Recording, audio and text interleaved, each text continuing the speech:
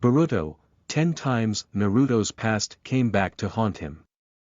Naruto has experienced a lot in his shinobi career, but some of his past actions have backfired on him. There's a common belief that the son shouldn't pay for the sins of the father. But that doesn't seem to be the case for Naruto or his son, Boruto.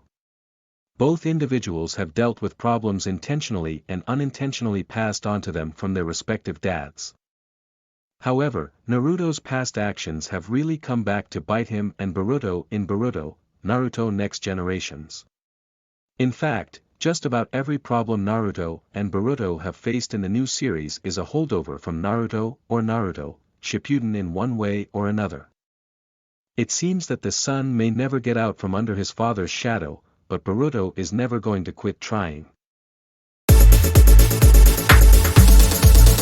10. Kakashi puts Boruto through extreme training high-stakes battles just as he did with Naruto. This first issue is the least fault of Naruto's lack of oversight as Hokage. Though one could argue he should have been paying closer attention to his son. This episode begins with Boruto seeking the training of Kakashi Hatake, Naruto's old mentor from his days as a genin, to become a better shinobi, and Kakashi complies. After Boruto puts himself through training more grueling than Kakashi intended, Kakashi decides to test Boruto by having him fight a dangerous bandit with rather grotesque powers named Shojoji. Boruto fights Shojoji inside a police facility, and Kakashi promises to reduce Shojoji's sentence if he beats Boruto. Boruto wins, but not without hospitalizing himself. This is definitely among the most bafflingly irresponsible things Kakashi has ever done. 9. Yugo threatens the village with the spread of his curse seal because Naruto didn't handle the situation sooner. This won't be the last time fallout from Orochimaru's grotesque experiments has come back to threaten Naruto's village. This time, it involves Yugo, the originator of the mutations that come with Orochimaru's curse seal. Yugo's had issues with his uncontrollable outrages since his time with Orochimaru. And this came to a head when he went on a rampage that resulted in him infecting animals with his curse seal. It took Team Konohamaru and Suigetsu to restrain Yugo, but this was worsened when a madman named Tosaka interfered. Tosaka had created his own curse seal, but Yugo was able to absorb this energy out of Tosaka and into himself after having finally calmed himself down. That said, Naruto was well aware of Orochimaru's countless inhumane experiments and probably should have kept a closer eye on Yugo. 8. Shin Uchiha tries to kill Sarada after Naruto failed to keep Orochimaru's experiments in check. Another Orochimaru original, Shin Uchiha was a test subject with several Mangekyo Sharingan eyes who sought to form a new Akatsuki and kill Sarada Uchiha. It took the combined strength of Naruto and Sasuke to stop Shin, but it was ultimately Shin's own clones that killed him. This is a good time to highlight that it seems like, as Hokage, Naruto should probably track down Orochimaru since he's a good guy now and try to find all these former test subjects and experiments to keep them from blowing up and threatening lives. 7. Mitsuki's health issues are another reminder to Naruto of Orochimaru's inhumane experiments. Finally, there is Mitsuki, the clone of Orochimaru, a member of Team Konohamaru and an adopted child of Naruto and Hinata. Mitsuki himself has nothing but good intentions, but the flaws in Orochimaru's cloning process have left Mitsuki with mercurial health.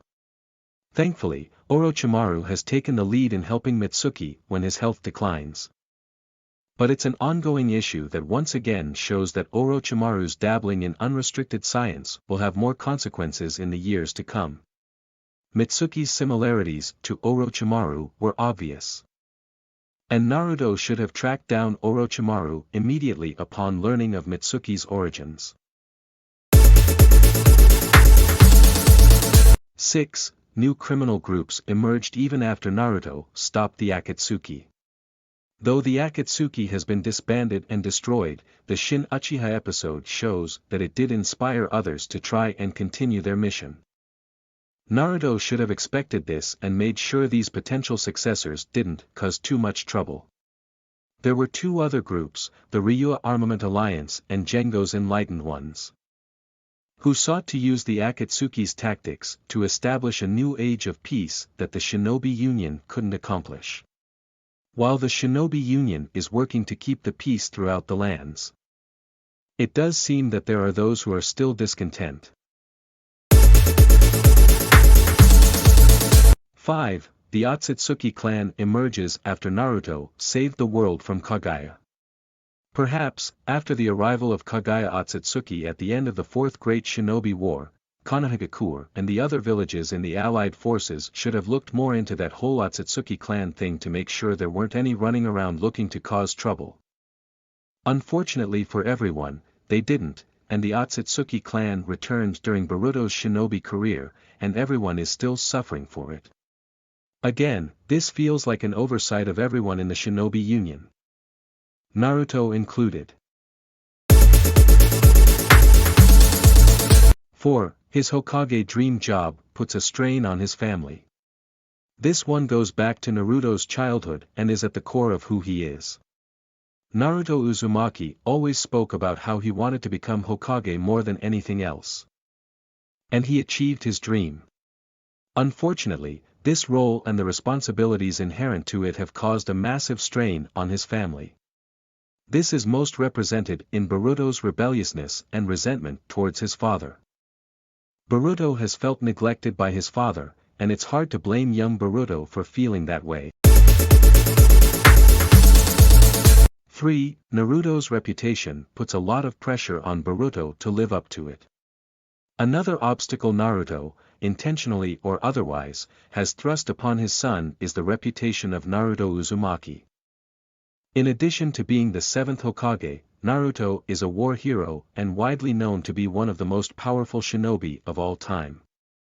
This is a lot of pressure on a young man like Boruto, especially one looking to become a shinobi himself. Again, it's no wonder Boruto is so resentful toward his father. 2. Boruto prefers guidance from Sasuke Uchiha thanks to Naruto's neglect. On a final note of the relationship between Naruto and Boruto, there is Sasuke Uchiha's part in it. Naruto and Sasuke are friends. But Sasuke is also a wandering nomad and lives the life of a rogue. He still seeks to do good and protect Konoha, but he still comes off as an alternative to Naruto. As a result, Boruto has often found himself relating more to Sasuke and has sought his mentorship on several occasions. 1. Naruto just let the tailed beasts wander, now they're being hunted. After the Fourth Great Shinobi War, the tailed beasts, or Bijuu, were left to largely wander around and find their own way. This seems questionable in retrospect, as the tailed beasts have shown themselves to be incredibly destructive on their own and the goal of many villains such as the Akatsuki. Naruto has experienced the threat of the tailed beasts firsthand, but he, along with the rest of the allied forces, just let them wander around since the Fourth Great Shinobi War. Naturally, this became a problem again when Urashiki Otsutsuki began hunting down the tailed beasts, captured Killer Bee and the Eight Tails, and Shikaku the one-tailed beast had to be escorted to a safe place within Konoha.